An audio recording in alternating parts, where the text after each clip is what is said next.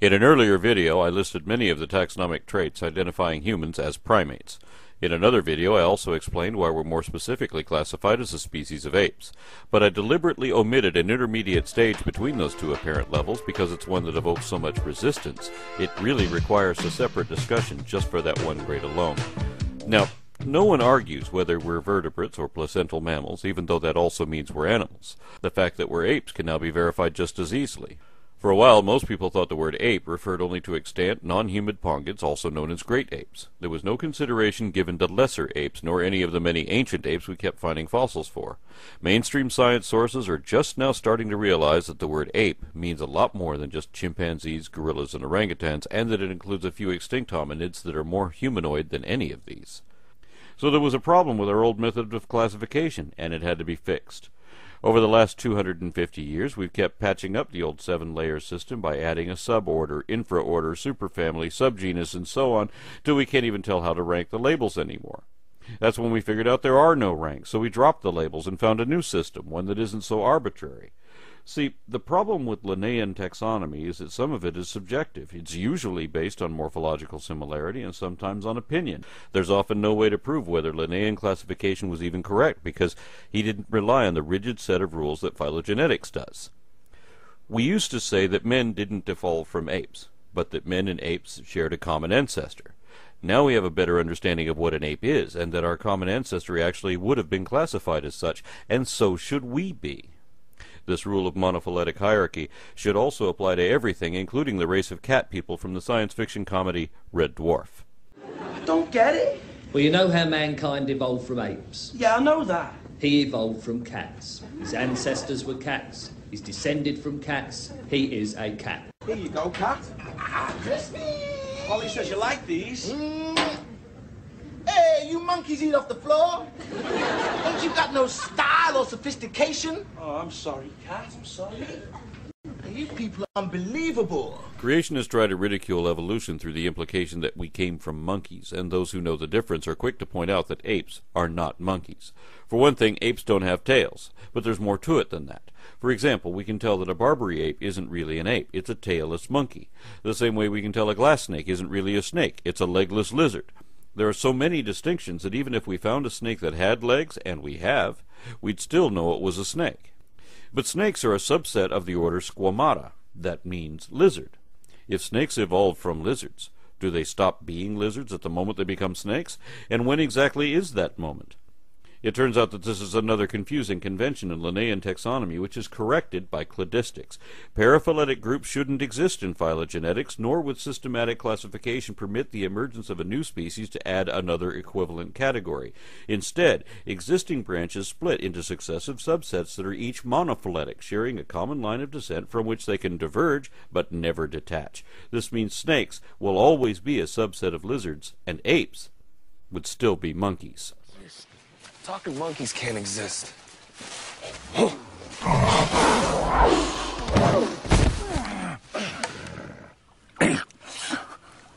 Monkeys are further down the evolutionary ladder. Now I've done it. I've annoyed both creationists and scientists too.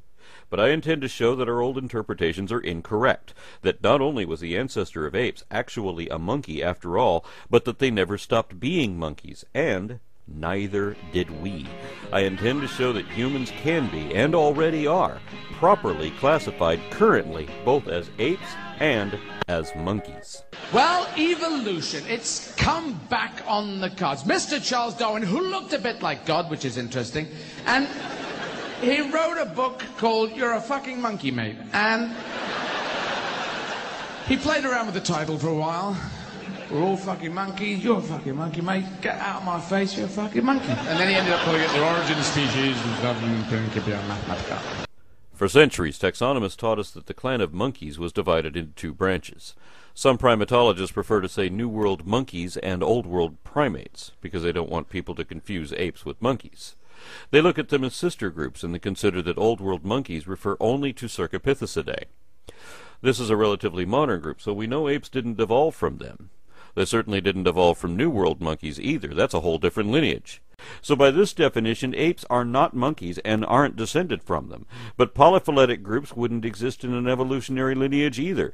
Just as two Latin-based languages couldn't be independently derived from a non-Latin template, neither could separate sets of monkeys have come from a source that wasn't itself a monkey also. I think God designed us in His image, but I also think God is a monkey. Imagine you get to interview the Night Industries 2000 from the TV show Knight Rider, and you tell it you've never had a conversation with a car before. But Kit argues that he is not a car because he is smarter and generally better than any car, because mere cars can't talk like he can. Of course, you know that even a sentient automobile is still an automobile. So if you can't determine a rigid definition of exactly what that is, perhaps you could still prove the point if Kit will admit that being manufactured as a General Motors Pontiac Firebird Trans Am means it can only be a car. People deny their monkeyhood for the same reason, and that excuse can be refuted in the same way. Phenotypical taxonomy is character-based, an in-depth analysis of every morphological, developmental, genetic, or physiological trait.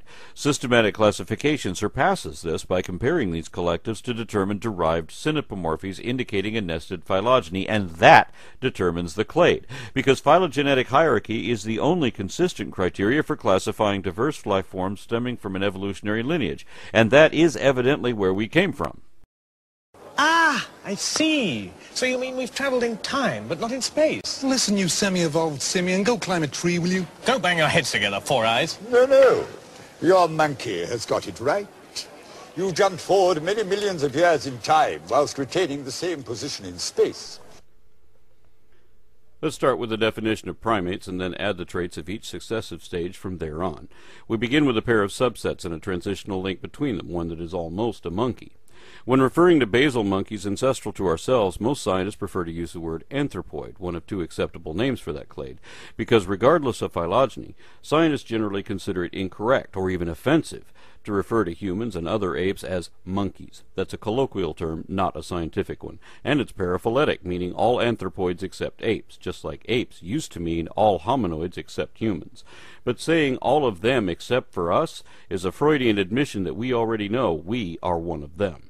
Besides, the words anthropoid and hominoid both imply possession of human characteristics, so humans could hardly be excluded from either taxon. We're just beginning to realize this, and it takes time to accept unconventional or uncomfortable truths. If you go to the right school in North Carolina, you'll learn the new standard, one which admits that humans are monkeys in the literal sense. But in Texas, they'll still say that chimpanzees belong to the Pongo family, even though this was shown to be an error at least a decade ago. Polyphyletic omissions attempting to exclude basal simiforms to avoid embarrassing associations are unscientific and unacceptable, being reliant on subjective criteria. Common dictionary definitions are similarly inconsistent, incomplete, contradictory, and inapplicable. So are the absurd aspects of some layman's classifications. Obviously, we can't properly identify anything by single traits, nor can we say what something is by listing what it is not. Traits that are usually present still aren't definitive unless they are shared by all members. So the only way to properly classify anything is according to the collective characters common to everything already accepted in that category without making exceptions for certain ones.